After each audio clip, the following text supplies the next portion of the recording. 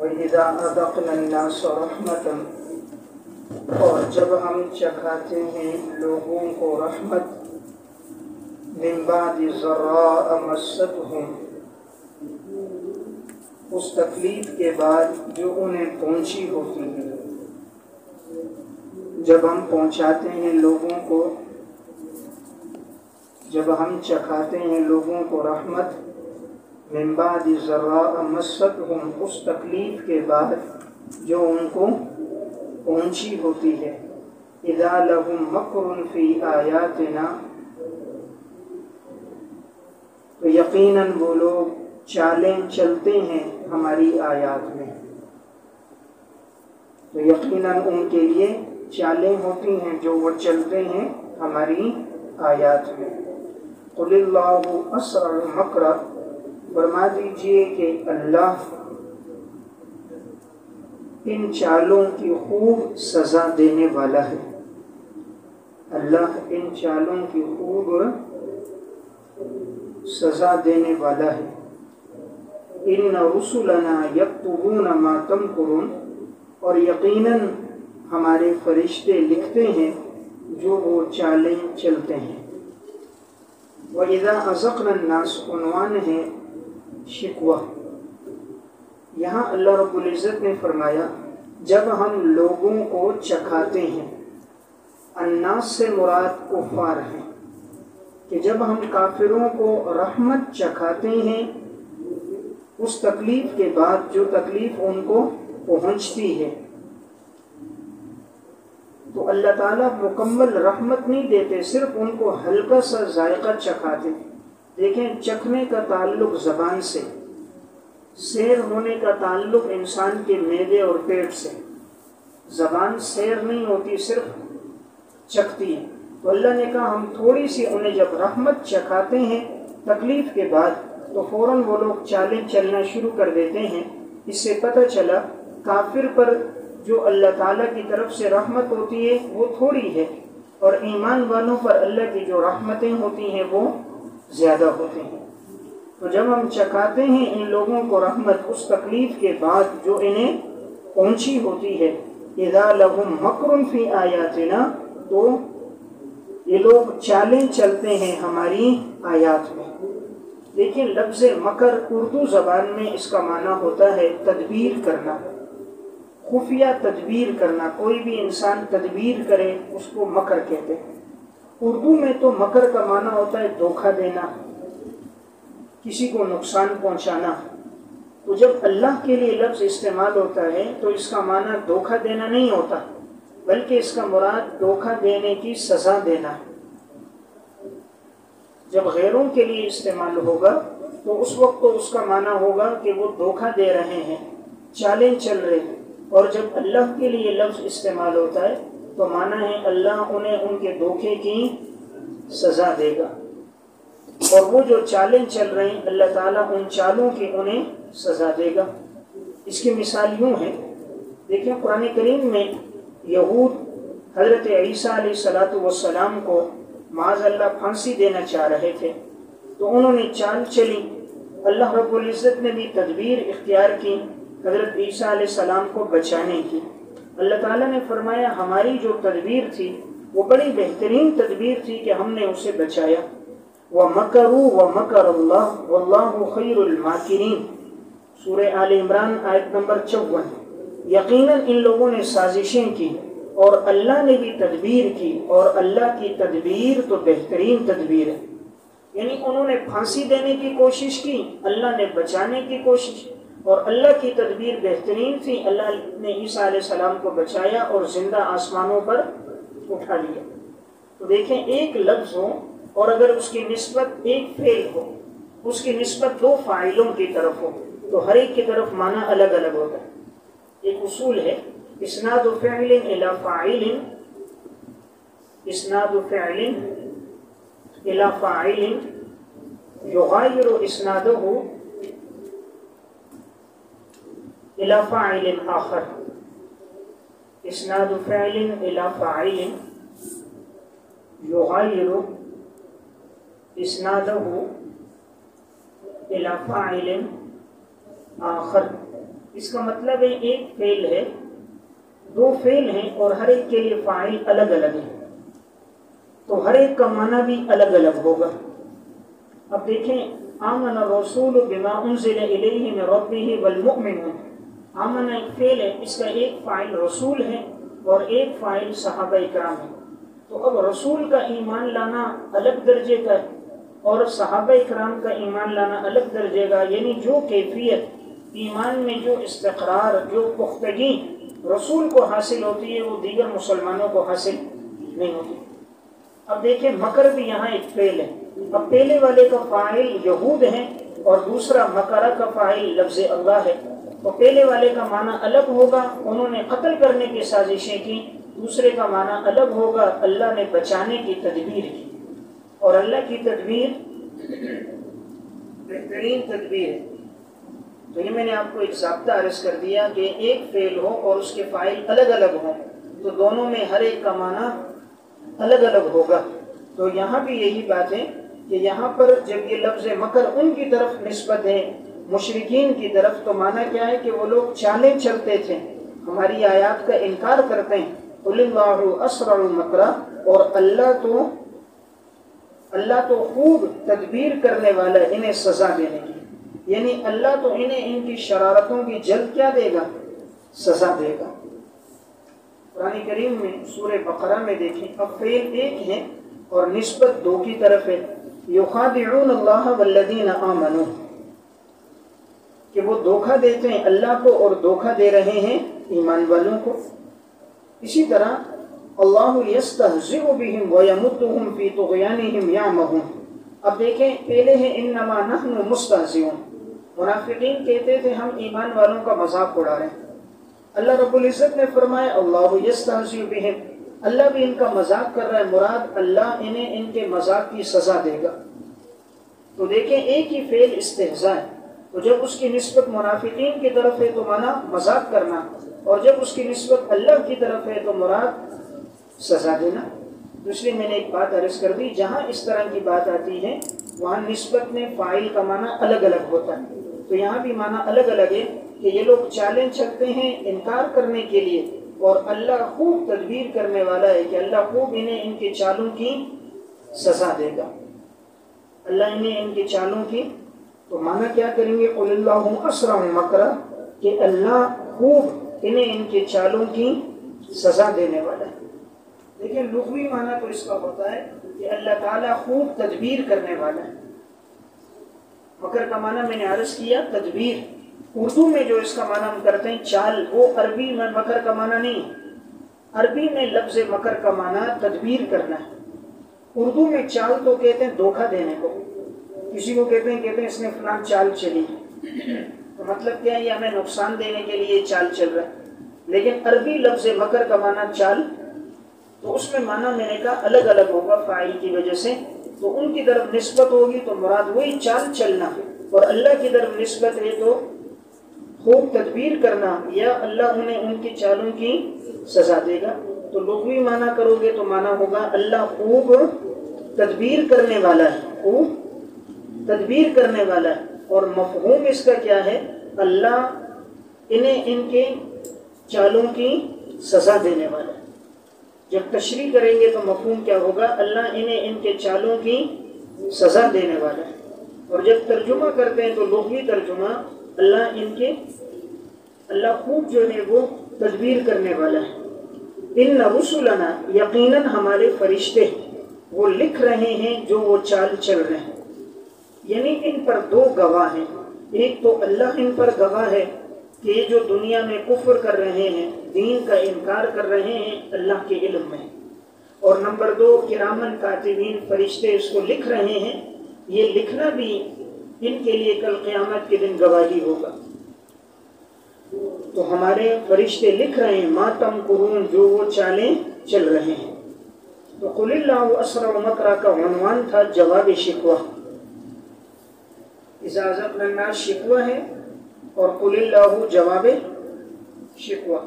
والذی یصیرکم، دلیل عقلی نمبر 4،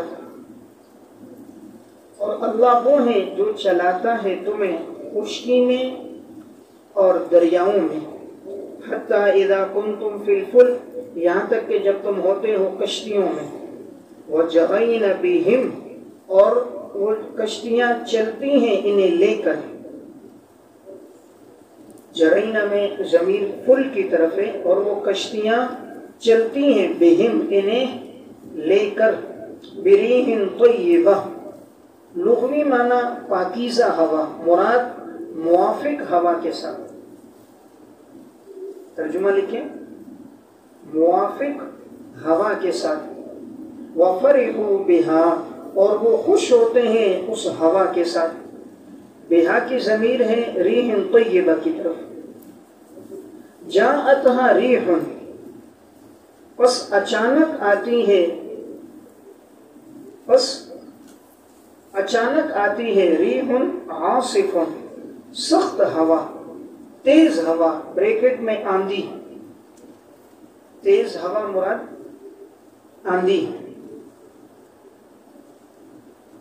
وجاءہم الموج، اور آ جاتی ہیں لہریں، موج یعنی موجیں مراد کیا ہیں؟ لہریں، من کل مکان، ہر جگہ سے، وَظَنُّوا أَنَّهُمْ أُحِيطَ بِهِمْ، اور وہ یقین کر لیتے ہیں کہ انہیں گھیر لیا گیا ہے، انہیں گھیر لیا گیا ہے، تو دعوا اللہ مخلصین لہ الدین، وہ پکارتے ہیں اللہ کو خالص کرتے ہوئے اسی کے ساتھ عبادت، دین کا معنی عبادت، خالص کرتے ہوئے اسی کے ساتھ عبادت،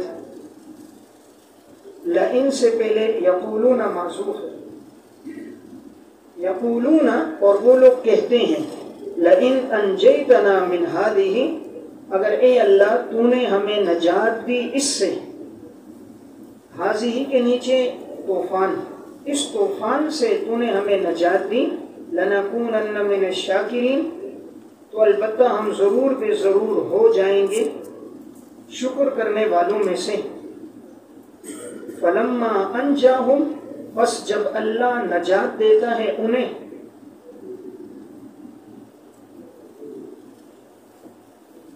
اذا ہم یبغون، تو وہ فوراً ہو جاتے ہیں سرکشی کرنے والے زمین میں، اذا مفاجاتیہ، وہ فوراً ہو جاتے ہیں سرکشی کرنے والے زمین میں، بریکٹ میں شرک اور معصیت، سرکشی سے مراد شرک اور معصیت، بغیر الحق، ناحق طور پر، ناحق طور پر، یا ایھا الناس انما بغیکم، اے لوگوں یقیناً تمہاری سرکشی کا وبال، علی انفسکم، تمہارے اپنے نفسوں پر ہوگا، متاع الحیات الدنیا، یہ دنیا کا ساز و سامان ہے، ثم الینا مرجعکم، پھر تم نے ہماری طرف لوٹنا ہے اور ہم تمہیں خبردار کریں گے، فننبئکم، اور ہم تمہیں آگاہ کر دیں گے جو تم عمل کرتے تھے۔ دیکھیں یہاں سے چوتھی دلیل عقلی کا ذکر ہے، اللہ رب العزت نے اپنی توحید پر دلائل عقلیہ قائم فرما کر انسان کو سمجھنے کی طرف راغب کیا، فرمایا اللہ وہ ہے جو چلاتا ہے فی البر والبحر، تمہیں خشکی میں بھی اور دریاؤں میں بھی، حتیٰ اذا کنتم، یہاں تک کہ جب تم کشتیوں میں ہوتے ہو، عموماً چونکہ اس دور میں زیادہ تر سفر کشتیوں میں ہوتے تھے، اس دور میں تو ہوائی جہاز نہیں تھا، اس دور کا جہاز وہ کشتی تھی، اور آج بھی بہت بڑا سامان جو ہے وہ کشتیوں کے ذریعے لے جایا جاتا ہے، جہازوں میں اتنا سامان، اتنی گاڑیاں اور اتنی چیزیں نہیں لے جائی جاتی جتنی آج بھی کشتیوں کے ذریعے سے اور بڑے بڑے سمندری جہازوں کے ذریعے سے لے جائی جاتی ہے۔ تو اللہ تعالیٰ نے فرمایا کہ جب کہ تم لوگ ہوتے ہو کشتیوں میں، یہ لفظ فلک یہ مفرد اور جمع دونوں کے لیے استعمال ہوتا ہے، اور مذکر مؤنث دونوں کے لیے استعمال ہوتا ہے۔ وَجَرَيْنَ بِهِمْ، اور جب چلتی ہیں انہیں یہ کشتیاں، انہیں لے کر، بہم کا ترجمہ انہیں لے کر، کشتیاں انہیں لے کر سمندر میں چلتی ہیں، تو بریح طیبہ پاکیزہ ہوا چلتی ہے، میں نے معنی کیا موافق ہوا. دیکھیں جب ہوا موافق چلے نا تو کشتی تیز چلتی ہے، اور جب ہوا مخالف آ جائے یعنی انسان جا رہا ہو اور سامنے سے الٹی ہوا آئے تو پھر کشتی آگے نہیں جاتی بلکہ پیچھے کی طرف جاتی ہے. اور پھر جب وہ موجیں آتی ہیں تو بڑی بڑی پہاڑوں کی طرح موجیں ہوتی ہیں، تو پھر آگے سفر مشکل ہو جاتا ہے. تو یہی فرمایا کہ جب موافق ہوائیں چلتی ہیں فریحوا بہا، تو یہ لوگ ان ہواؤں میں خوش ہو جاتے ہیں. کیا کہتے ہیں جی؟ آج بھی کہتے ہیں بڑا لطف آ رہا ہے سمندری سفر میں. کیا ہے؟ بڑا لطف ہے بھائی، چلو انجوائے کرتے ہیں. تو جیسے ہی اللہ پھر موجیں لاتا ہے وہ پھر اللہ یاد آتے، یا اللہ کنارے تک پہنچا دے، آئندہ نافرمانی تیری نہیں کریں گے. پھر سارے آنسو بہانا شروع کر دیتے. تو جب موافق ہوائیں چل رہی ہیں تو سیلفیاں بنا رہے، فرحوا بہا، تو خوش ہو جاتے ہیں. جاءتھا ریح عاصف، بس جب آتی ہے یہ ہاں ضمیر کشتیوں کی طرف ہے، پل کی طرف. بس جب ان کشتیوں پر آتی ہے تیز و تن ہوا، آندھی، جب آندھی ان پر چلتی ہیں، وجاءہم الموج، اور لہریں آتی ہیں ہر جگہ سے، یعنی سامنے سے بھی پانی کی بڑی لہریں آئیں، دائیں طرف سے، بائیں طرف سے، آگے سے، ہر طرف سے پانی کی بڑی بڑی لہریں آنا شروع ہو گئی، اور اب پانی کشتی میں بھی گر رہا ہے. وَظَنُّوا أَنَّهُمْ أُحِيطَ بِهِمْ، اور یقین کر لیتے ہیں کہ انہیں گھیر دیا گیا ہے، یعنی ہر طرف سے موجوں نے انہیں گھیر دیا. ظن کا معنی یہاں یقین ہے. لفظ ظن جو ہے عربی زبان میں یہ گمان کے معنی میں بھی استعمال ہوتا ہے اور یہ یقین کے معنی میں بھی استعمال ہوتا ہے. سیاق و سباق کے ذریعے اس کا ترجمہ کیا جاتا ہے، تو یہاں بھی یہ یقین کے معنی میں استعمال ہے. جیسے سورہ بقرہ میں بھی یہ یقین کے معنی میں استعمال ہوا ہے. جہاں اللہ نے ایمان والوں کی صفات بیان کی تو الذین یظنون انہم ملاقو ربہم وانہم الیہ راجعون، سورہ بقرہ آیت نمبر 46. اور وہ لوگ یقین کرتے ہیں اپنے رب سے ملاقات کا اور اپنے رب کی طرف لوٹنے کا. اب صرف گمان کرنا کافی نہیں ہے. اگر کوئی آخرت کا صرف گمان کرے ظن اور آخرت پر یقین نہ رکھے تو وہ مسلمان نہیں ہوگا، بلکہ آخرت پر یقین رکھنا ضروری ہے. تو جیسے یہاں ظن بمانے یقین کے ہیں تو یہاں بھی ظن بمانے یقین کے. تو اس لیے معنی سیاق و سباق کے ذریعے متعین ہوتا ہے. تو اب یہاں سیاق و سباق کفار کا چل رہا ہے اور تیز ہوا بھی چل رہی ہے اور ہر طرف سے موجیں بھی آ رہی ہیں، آندھی اور طوفان بھی ہے. تو یہاں گمان نہیں ہوتا بلکہ کیا ہوتا ہے؟ یقین. جب ہر طرف سے موجیں بھی آئیں، ہوا بھی تیز چلے اور آندھی آنا شروع ہو جائے، پھر انسان کو گمان نہیں ہوتا بلکہ اپنے مرنے کا یقین ہو جاتا ہے. تو جیسے یقین ہوا دعوا اللہ مخلصین لہ الدین، اب یہ پکارنے لگے اللہ کو خالص کرتے ہوئے اسی کے لیے عبادت. خالص کرتے ہوئے یعنی اخلاص کے ساتھ، اب کسی اور کو شریک نہیں کرتے. جب ساحل کرتے پھر تو سب کو پکار رہے ہیں، پھر تو تمام بتوں کو بھی پکار رہے ہیں. اب جب دیکھا کہ موت قریب آ گئی، اب صرف کس کو پکارتے ہیں؟ اللہ کو پکارتے ہیں. تو کیوں کہتے ہیں بھائی یہاں کشتیوں میں ہمارے یہ چھوٹے چھوٹے خدا کام نہیں کرتے، یہاں محمد کا خدا کام کرتا ہے. اب وہ نجات دے گا، اب کوئی اور ہمیں نجات نہیں دے سکتا. تو صرف اللہ کو پکارتے تھے. اللہ کو پکارنا انسان کی فطرت میں شامل ہے. مشکل میں اللہ کو پکارنا انسان کی فطرت میں شامل ہے. اس لیے جہاں اسباب ختم ہو جاتے ہیں تو انسان اللہ کو پکارنا شروع کر دیتا ہے. تکلیف اور مسائل بڑھ جاتے ہیں تو انسان کی توجہ فوراً اللہ کی طرف جاتی ہے. دیکھیں مہنگے سے مہنگے اسپتال میں چلے جائیں، ایک وقت آتا ہے ڈاکٹر کہتے ہیں جی اب ہم کچھ بھی نہیں کر سکتے، بظاہر یہ مریض بچنے والا نہیں ہے، 20% 30% اس کا چانس ہے، باقی نہیں، اب تم دعا کرو. یعنی ایک وقت آتا ہے کہ ڈاکٹر بھی کیا کہتے ہیں؟ دعا کرو. بھائی کہیں بھی لے جاؤ اب فائدہ نہیں ہوگا، دعا کرو. تو معلوم ہوا ایک وقت ایسا آتا ہے کہ انسان لاچار اور بے بس ہو جاتا ہے. اس لیے جب آدمی ایسا وقت آتا ہے تو وہ اللہ کی طرف رجوع کرتا ہے. تو اللہ کو ماننا اور پکارنا انسان کی فطرت میں شامل ہے. تو یہ اللہ کو پکارتے ہیں. یقولون محذوف ہے، اور یہ کہتے ہیں اے اللہ اگر تو نے ہمیں نجات دی من ہذہ، اس سے نیچے طوفان، اس طوفان سے اور اس مصیبت سے اے اللہ اگر تو نے ہمیں نجات دی لنکونن من الشاکرین، ہم ضرور بے ضرور ہو جائیں گے شکر کرنے والوں میں سے، یعنی تسلیم کرنے والوں میں سے، ماننے والوں میں سے۔ یا اللہ ہم تجھے مانیں گے۔ دیکھیں شکر کا مطلب کیا ہوتا ہے؟ دوسرے کے احسان کو ماننا۔ کوئی آپ پر احسان کرے، آپ کہتے ہو شکریہ، یعنی جزاک اللہ، آپ نے میرے اوپر احسان کیا تو یا اللہ آپ ہمیں نجات دیں، ہم آپ کے احسان کو مانیں گے۔ تو صرف ماننا نہیں ہے، دیکھیں 3 تاکیدیں لائی، لام بھی تاکید کا اور نون بھی تاکید ثقیلہ اور شاکرین بھی صیغہ جمع، اس میں بھی تاکید ہے، ہم ضرور بالضرور یا اللہ ہم تیرا شکر ادا کریں گے۔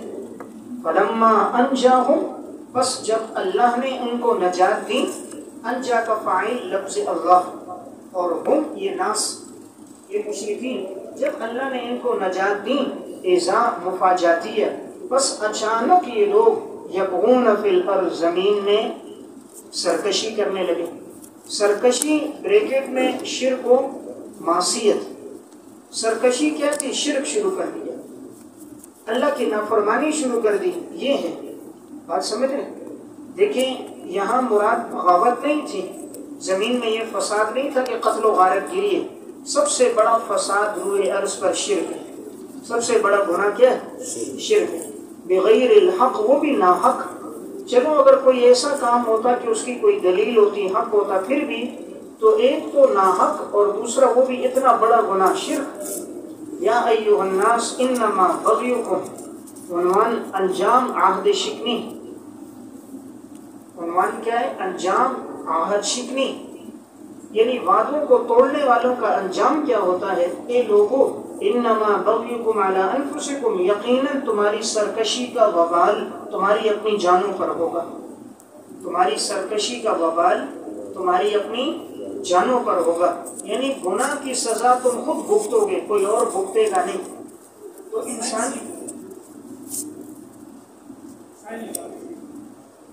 تو انسان کو گناہ کی سزا جو ملے گی اسے خود ملے گی، تو ہر آدمی اپنی سزا کو خود بھگتے گا، کوئی اور نہیں بھگتے گا۔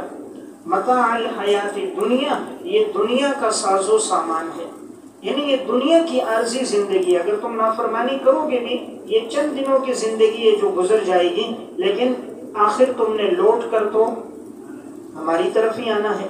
ثم الینا مرجعکم، پھر تم نے ہماری طرف لوٹنا ہے۔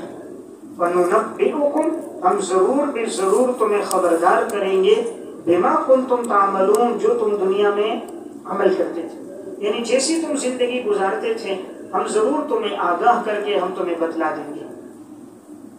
انما مثل الحیات الدنیا، بے ثبات دنیا کی مثال، بے ثبات یعنی باقی رہنے والی نہیں ہے، عارضی دنیا، عارضی اور فانی دنیا کی مثال، فانی دنیا کی مثال، عنوان کیا لکھ لو؟ فانی دنیا کی مثال۔ دیکھیں پہلے دنیا کا تذکرہ آیا نا، متاع الحیات الدنیا، یہ دنیا کی زندگی، اور دنیا کی زندگی کس طرح ہے تو اللہ مثال دے کر سمجھا رہا ہے۔ انما مثل الحیات الدنیا، یقیناً دنیا کی زندگی کی مثال، کما ان انزلناہ من السماء، جیسے کہ وہ پانی جو ہم نے نازل کیا آسمان سے، واختلط بہ نبات الارض، بس مل جل گئی اس کے ذریعے سے زمین کی پیداوار، فاختلط مل جل گئی، مل جل گئی ملنا، بس مل گئی اس کے ذریعے سے زمین کی پیداوار۔ نیچے لکھیں سبزہ، مما یأکل الناس والانعام، اس میں سے جس کو لوگ کھاتے ہیں اور چوپائے، حتی اذا اخذت الارض زخرفہا، یہاں تک کہ جب زمین نے پکڑ لی اپنی رونق، اخذہ پکڑنا، اختیار کرنا، جب زمین نے پکڑ لی، اختیار کر لی، زخرفہا اپنی رونق، وزینت اور زمین مزین ہو گئی، وظن اہلہا اور یقین کر دیا اس کے کسانوں نے، اہل یعنی کسان، مالک، ان کے مالکوں نے اور کسانوں نے یقین کر دیا، انہم قادرون علیہا، کہ یقیناً وہ قادر ہو چکے ہیں اس پر، بریکٹ میں اس سے فائدہ اٹھانے پر، اس سے فائدہ اٹھانے پر، अताहा अमरुना लैलन, बस आया उन पर हमारा हुक्म रात के वक्त, औ नहारन या दिन के वक्त। हमारा हुक्म ब्रैकेट में अज़ाब का हुक्म आया रात और दिन में। फजअलनाहा हसीदन, तो हमने कर दिया उसको कटी हुई खेती की तरह, कटी हुई खेती की तरह। कअन लम तग़न बिल अम्स, गोया के नहीं थी वो मौजूदा कल, गोया के लम तग़न नहीं थी वो बिल अम्स, गुज़िश्ता कल, गोया गुज़िश्ता कल वो नहीं थी। कज़ालिका नुफ़स्सिलुल आयात, इसी तरह हम तफसील से बयान करते हैं अपनी निशानियाँ ऐसे कौम के लिए जो गौर व फिक्र करने वाले हैं, जो गौर व फिक्र करने वाले हैं। देखिए इस आयत में दुनिया की बेसुबाती की मिसाल है। फरमाया यकीनन दुनिया की ज़िंदगी की मिसाल इस तरह है जिस तरह के आसमान से हम पानी उतारे। मिसाल समझें, दुनिया की मिसाल इस तरह है जैसे आसमान से हमने पानी उतारा और उस पानी के ज़रिए हमने सब्ज़ा पैदा किया, और जब ज़मीन की पैदावार उग गई और सब्ज़ा उगा, ये वो सब्ज़ा है जिसे इंसान भी खाते हैं और चौपाई भी खाते हैं। यानी सब्ज़ा इंसान खाता है और उसका भूसा चौपाई खाते हैं। और इसी तरह इर्द गिर्द में जो उगता है वो जानवर खाते हैं और जो असल पैदावार है वो इंसान खाता है। जब ये फसल बिल्कुल पक गई और ये फसल लहलहाने लगी और ज़मीन मुज़य्यन हो गई, हर तरफ हरियाली और सब्ज़ा हो गया, और यकीन कर दिया इसके मालिकों ने कि अब तो हम इस पर कादिर हैं, अब हम अगले दिन परसों चंद दिनों बाद जाकर ये फसल काश करेंगे, फसल काटेंगे और इस दफ़ा तो हमें खूब नफ़ा होगा। वो उन्होंने यकीन कर दिया। अचानक अल्लाह का हुक्म आया अज़ाब का, रात के वक्त या दिन के वक्त, यानी तेज़ आंधी चल गई, सैलाब आ गया, ज़मीन में ज़लज़ला आ गया, तूफान आ गया, अल्लाह ने आसमान से ओले बरसा दिए, अचानक ज़मीन के अंदर हिलना शुरू हुई, जो था वो नीचे दब गया। तो जैसे अल्लाह का अज़ाब आया, फजअलनाहा, हमने इस तरह कर दिया खेती को जिस तरह वो कटी हुई खेती हो। जिस तरह खेती को काट दो तो उससे कोई नफ़ा नहीं होता, तो इस तरह वो कटी हुई खेती कोई इधर गिरी कोई इधर गिरी हुई, अपनी शाखों पे वो बरकरार नहीं है और सब रोंदी भी है। ऐसा लगता था कि गुज़िश्ता कल कोई भी नहीं था। यानी जब तूफान और ज़लज़ला आया उसके बाद ऐसा लगता था यहाँ तो कभी कोई सब्ज़ा हुआ ही नहीं, यहाँ तो कभी कोई खेती उगी ही नहीं, यहाँ तो कभी फसल काश्त ही नहीं हुई, ऐसी ज़मीन में दरारें पड़ गई। इसी तरह हम अपनी निशानियाँ बयान करते हैं ताकि तुम गौर व फिक्र करो और अल्लाह की तौहीद की तरफ तुम लौट कर आओ। देखिए इस आयत में, आयत समझे, यकीनन हमने मिसाल दी दुनिया की ज़िंदगी की पानी के साथ। तो दुनिया की ज़िंदगी मुशब्बा है और माँ मुशब्बा बिही है, और काफ हर्फ तशबीह है। और वजह तशबीह क्या है? वजह तशबीह है कि जिस तरह ज़मीन थोड़ी देर के लिए खूबसूरत हुई, लहलहाने लगी, इंसान समझा कि मैं कादिर हो गया और उसी पर उसने यकीन कर लिया, अचानक अल्लाह का हुक्म आया। इस तरह दुनिया की ज़िंदगी इंसान समझते मेरे पास दौलत, जवानी, ओहदा, पैसा, असल यही ज़िंदगी। अचानक जब अल्लाह की तरफ से अज़ाब आता है, पकड़ आती है, बीमारियां, मुसीबतें आती है, मौत आती है, फिर पता चलता है ये सब कुछ तो फ़ानी था, इधर ही रह गया। तो अल्लाह ने ये फ़ानी दुनिया की मिसाल दी है। तो गोया मैंने अर्ज़ किया दुनिया मुशब्बा है, पानी मुशब्बा बिही है, काफ हरफे तशबीह है, और वजह तशबीह बेसुबाती, बेसुबाती यानी बाकी न रहना, फ़ानी होना। जैसे वो ज़मीन ख़त्म हो गई पैदावार, इस तरह एक दिन आएगा इंसान की उम्र भी ख़त्म हो जाएगी। तो हमने आसमान से पानी उतारा। देखिए यहाँ लफ्ज़ मिनस समा, पानी कहाँ से उतारा? हालांकि पानी तो बादलों से उतरता है और यहाँ आया आसमान से उतरता है, तो ये कोई तारुज़ की बात नहीं है। असल में पानी आसमान से उतरकर बादलों में आता है और बादल से नीचे उतरता है। तो असल आसमान है, इसलिए अल्लाह ने जिक्र आसमान का किया। या नंबर 2, समा कहते हैं हर उस चीज़ को जो इंसान से ऊपर हो और इंसान पर साया करे। कुल्लु मा अलाका व अज़ल्लका, हर वो जो आपके ऊपर हो और आप पर साया करे वो सहाब है।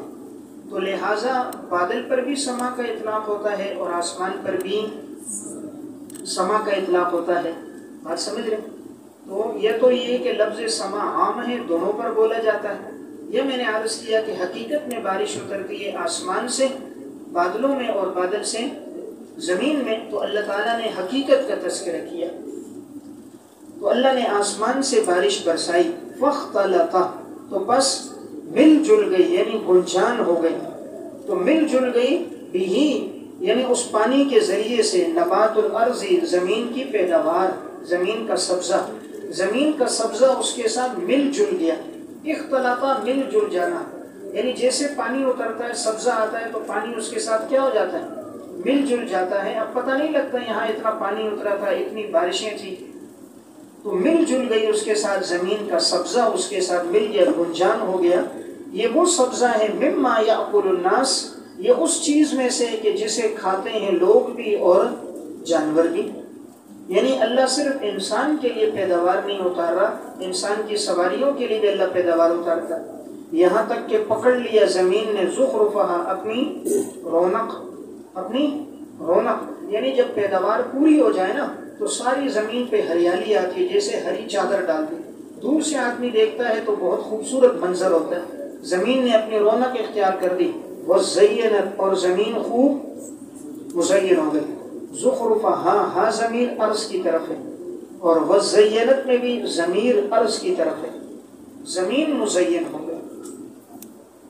دیکھیں یہ جو وزینت ہے، یہ باب تفاعل سے فعل ماضی صیغہ واحد مؤنث غائب ہے. باب تفاعل سے فعل ماضی صیغہ واحد مؤنث غائب ہے.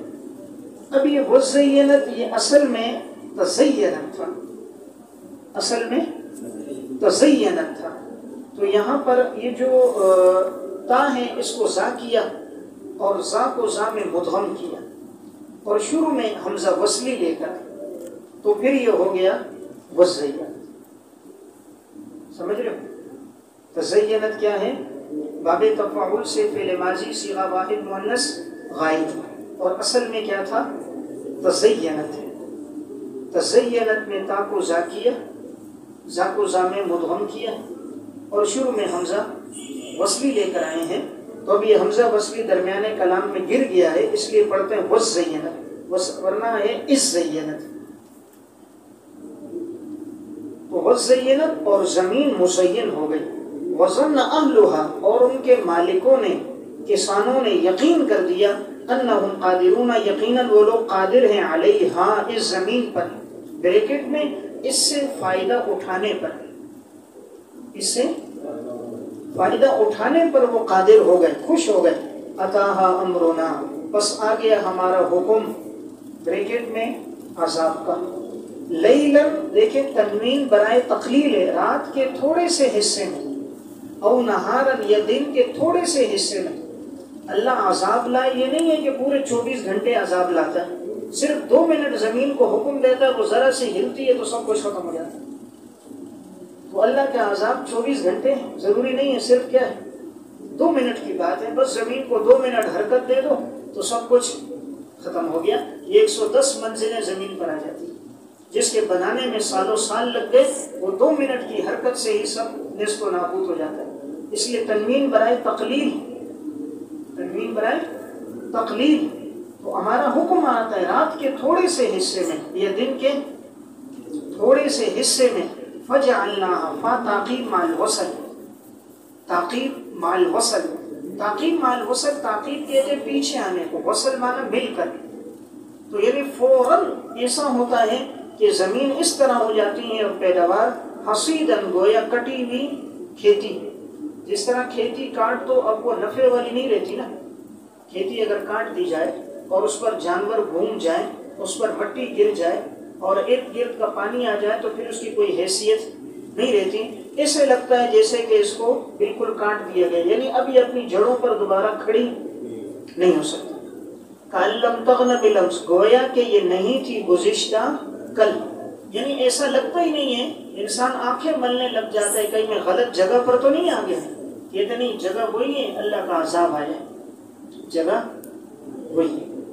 کأن میں یہ کأن ہے، اس کو کہتے ہیں مخفف من المثقل. مخفف من المثقل، یہ تو کأن لیکن تخفیفاً اسے کیا پڑھ رہے ہیں کأن، اس لیے تشبیہ کا معنی گویا کہ نہیں تھا گزشتہ کل. اسی طرح ہم تفصیل کے ساتھ یعنی وضاحت کے ساتھ، تفصیل کے ساتھ وضاحت کے ساتھ ہم بیان کرتے ہیں اپنی نشانیاں ایسی قوم کے لیے جو غور و فکر کریں. ہاں اگر وہ غور و فکر ہی نہیں کرتے پھر تو ان کو نشانی کا کوئی فائدہ نہیں. واللہ یدعو الی دار السلام، بشارت ربط یہ ہے کہ یہ بیان کیا دنیا کی فانی زندگی کو چھوڑو اور اللہ تمہیں دعوت دے رہا ہے جنت کی طرف جو دائمی اور ہمیشہ کی زندگی ہے. اس فانی دنیا کو ترک کرو اور ہمیشہ جہاں ٹھہرنا ہے جنت میں اس کی طرف محنت اور کوشش کرو. واللہ یدعو الی دار السلام، اللہ تمہیں بلاتا ہے دار السلام کی طرف، سلامتی کا گھر. نیچے لکھیں مراد جنت ہے، سلامتی کا گھر کیا ہے؟ جنت. وَيَهْدِي مَن يَشَاءُ، اور اللہ رہنمائی کرتا ہے اس کی طرف اور اللہ رہنمائی کرتا ہے الی صراط مستقیم، سیدھے راستے کی طرف جسے اللہ چاہتا ہے. اللہ جسے چاہتا ہے سیدھے راستے کی طرف اس کی رہنمائی کر دیتا ہے. دیکھیں یہاں فرمایا اللہ تمہیں جنت کی طرف بلا رہا ہے، یعنی اللہ نے اپنے پیغمبر نازل کیے، شریعت بھیجی، قرآن نازل کیا اور دعوت دے دی کہ جنت والے اعمال کرو.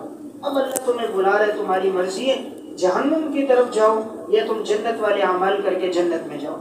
اور وہ جنت ایسی جگہ ہے جو دار السلام ہے، یعنی وہ سلامتی کا گھر ہے، وہاں کوئی پریشانی کوئی تکلیف نہیں ہو. تو دنیا میں تکلیفیں آزمائشیں ہیں لیکن آخرت میں کوئی پریشانی نہیں. تو دیکھیں یہاں بلانے والا اللہ ہے، جنت کی طرف بلانے والا اللہ ہے، اور جس کی طرف بلا رہے ہیں وہ جنت ہے. تو کتنی بڑی فضیلت کہ داعی اللہ ہے، جس کی طرف بلایا جا رہا ہے وہ جنت ہے، اور وہ جگہ ایسی ہے کہ اس کا نام دار السلام ہے اور اس میں ہمیشہ سلامتی ہی سلامتی ہے. اس میں اب سلام سے اشارہ ایک تو اللہ کی طرف سے سلام ہے، سلام قولا من رب الرحیم. جب انسان جنت میں پہنچے گا اللہ کی طرف سے سلام بھی ہوگا. والملائکۃ یدخلون علیہم من کل باب، فرشتے بھی ہر دروازے سے داخل ہوں گے، وہ بھی سلام کہیں گے. اور جنتی بھی جب ملاقات کریں گے آپس میں تو بھی ان کی ملاقات میں کیا ہوگا؟ سلام ہوگا. یعنی سلامتی ہی سلامتی ہے. تفسیر قرطبی میں ہے، حضرت عبداللہ بن عباس رضی اللہ تعالیٰ عنہ فرماتے ہیں جنت کے 7 نام ہیں، ان ناموں میں سے ایک نام دار السلام ہے. اس لیے حضرت مفتی شفیع صاحب رحمۃ اللہ علیہ معرف القرآن میں یہاں لکھتے ہیں، وہ کہتے ہیں دار السلام کسی اور جگہ کا نام رکھنا مناسب نہیں ہے کیونکہ یہ جنت کا نام ہے. اس لیے اگر آپ اپنے کوئی علاقے کا نام رکھے جنت، کوئی نام رکھے فردوس، جنت الفردوس، تو یہ مناسب نہیں ہے. اسی طرح اب یہ رکھتے ہیں دار السلام سوسائٹی، دار السلام صرف جنت ہے، دنیا میں کوئی دار السلام، سلامتی کا گھر صرف جنت ہے. وَيَهْدِي مَن يَشَاءُ، اور اللہ رہنمائی کرتا ہے جس کی چاہتا ہے سیدھے راستے کی طرف. لِلَّذِينَ أَحْسَنُوا الْحُسْنَى وَزِيَادَةٌ، اور ان لوگوں کے لیے جنہوں نے نیک اعمال کیے ان کے لیے اچھا بدلہ ہے. احسنوا جنہوں نے نیک اعمال کیے، الحسنہ ان کے لیے اچھا بدلہ ہے. وَزِيَادَةٌ اور اضافہ ہے، اور اضافہ ہے، زیادتی ہے. وَلَا يَرْحَقُ وُجُوهَهُمْ قَتَرٌ، اور نہیں ڈھانپے گی ان کے چہروں کو سیاہی، نہیں ڈھانپے گی ان کے چہروں کو سیاہی. وَلَا ذِلَّةٌ، اور نہ ہی ذلت. یہی لوگ جنتی لوگ ہیں اور یہ لوگ جنت میں رہیں گے ہمیشہ. دیکھیں یہاں فرمایا لِلَّذِينَ أَحْسَنُوا، جن لوگوں نے نیک اعمال کیے، الحسنہ ان کے لیے اچھا بدلہ ہے. الحسنہ یہ صفت ہے، اس سے پہلے موصوف معذوف ہے، المصوبۃ الحسنہ. المصوبہ، مصوبہ یعنی انہیں ثواب دیا جائے گا، بدلہ دیا جائے گا سا کے ساتھ. المصوبۃ الحسنہ، تو انہیں بدلہ دیا جائے گا اچھا. نیچے لکھیں مراد جنت ہے کہ نیک اعمال کا اللہ بہترین بدلہ کیا دے گا؟ جنت. وہ زیادہ، اور اللہ اضافہ کرے گا، بریکٹ میں دیدار خداوندی، دیدار خداوندی یعنی اللہ کا دیدار ہوگا، جنت میں اللہ کا دیدار ہوگا۔ تو دیکھیں اللہ نے فرمایا ہم تمہیں 2 بدلے دیں گے جنت میں، تم نے جو نیک عمل کیا اس کا بھی بدلہ دے گا اللہ، اور وہ بھی 1 نہیں بلکہ اللہ نیکی کا بدلہ 10 گنا دیتا ہے، اور جتنا اخلاص ہوتا ہے بڑھتا جاتا ہے، کبھی 7 گنا، کبھی 70 گنا، کبھی 700 گنا اللہ وہ بھی دے گا، وہ زیادہ اور اضافہ یعنی اللہ کا دیدار بھی ہوگا۔ اس لیے جمہور مفسرین کی رائے یہ ہے کہ زیادت سے مراد کیا ہے؟ جنت میں اللہ کا دیدار۔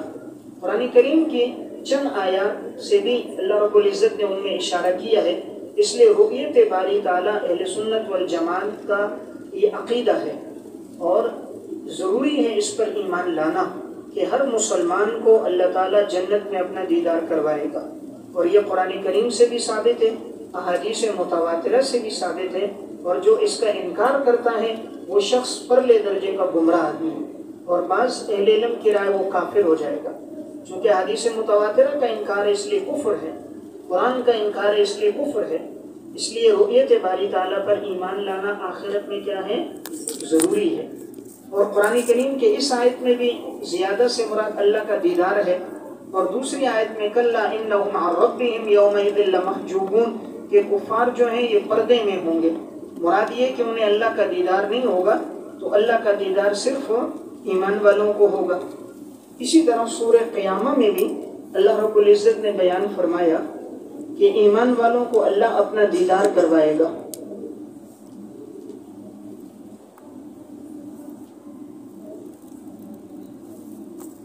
ناظرہ الی ربہا ناظرہ، اس دن چہرے ہوں گے تر و تازہ، اور وہ اپنے رب کی طرف دیکھنے والے ہوں گے۔ سورہ قیامہ آیت نمبر 22-23، اس دن چہرے اپنے رب کی طرف ناظرہ دیکھنے والے ہوں گے، معلوم ہوا کہ اللہ کا دیدار ہوگا۔ اور صحیحین کی روایت ہے آپ صلی اللہ علیہ وسلم نے فرمایا تم اللہ کو اس طرح دیکھو گے جس طرح تم 14ویں رات کے چاند کو دیکھتے ہو، جیسے ہر آدمی چاند کو اپنے اپنے گھر اپنی اپنی جگہ سے دیکھتا ہے، اسی طرح ہر مسلمان کو اللہ کا دیدار ہوگا۔ تو بہرحال زیادہ سے مراد جمہور مفسرین کے ہاں اللہ کا دیدار ہے، تو آخرت میں اللہ کے دیدار کا وقوع ہوگا۔ دنیا میں اللہ کا دیدار ممکن ہے، محال نہیں ہے بلکہ ممکن ہے، اللہ جسے چاہے دنیا میں اپنا دیدار کرا دے۔ حضرت موسیٰ علیہ السلام نے اللہ رب العزت کو سے بات کی، وَكَلَّمَ اللَّهُ مُوسَىٰ تَكْلِيمًا، اللہ رب العزت سے بات کی، اسی لیے کلیم اللہ کہتے ہیں۔ اور اکثر محدثین کی رائے اور اہل علم محققین علماء کی رائے کہ آپ صلی اللہ علیہ وسلم کو بھی اللہ رب العزت کا دیدار معراج کے موقع پر ہوا۔ علامہ انور شاہ کشمیری رحمہ اللہ، امام نووی رحمہ اللہ، دیگر اہل علم اس کے قائل ہیں کہ حضور کو بھی معراج کے موقع پر اللہ کا دیدار ہوا تھا۔ تو بہرحال اللہ نیک اعمال کا بدلہ بھی دے گا اور اللہ اضافہ بھی کرے گا، یعنی اپنا دیدار کروائے گا، اور یہ جنتیوں کے لیے سب سے بڑی نعمت ہوگی۔ اللہ جب سب نعمتیں دے دے گا تو فرمائے گا اور کسی چیز کی ضرورت ہے، جنتی کہیں گے یا اللہ سب مل گئی اور تو ضرورت نہیں۔ جب اللہ اپنا دیدار کروائے گا تو یہ سب سے بڑی نعمت ہوگی۔ وَلَا يَرْحَقُ وُجُوهَهُمْ، اور نہیں ڈھانپے گے ان کے چہروں کو سیاہی، نیچے لکھیں غم کی وجہ سے، غم کی وجہ سے ان کے چہروں پر سیاہی نہیں ہوگی۔ دیکھیں انسان پر جب غم آتا ہے نا چہرے کا رنگ بدل جاتا ہے، غم آ جاتا ہے چہرے کا رنگ تبدیل ہوتا ہے، پہلے رنگ پیلا ہو جاتا ہے اور پھر آخر غم بڑھتا جاتا ہے تو رنگ سیاہ ہو جاتا ہے۔ تو ایمان والوں پر اللہ ان کے چہرے کے رنگوں کو اللہ بدلے گا نہیں، ولا ذلت، ان پر کوئی ذلت بھی نہیں ہوگی، ان کے لیے آخرت میں عزت ہی عزت ہو۔ ذلت اللہ نے کافر کے لیے رکھی، مومن کے لیے ذلت اور رسوائی نہیں، اور یہ جنتی لوگ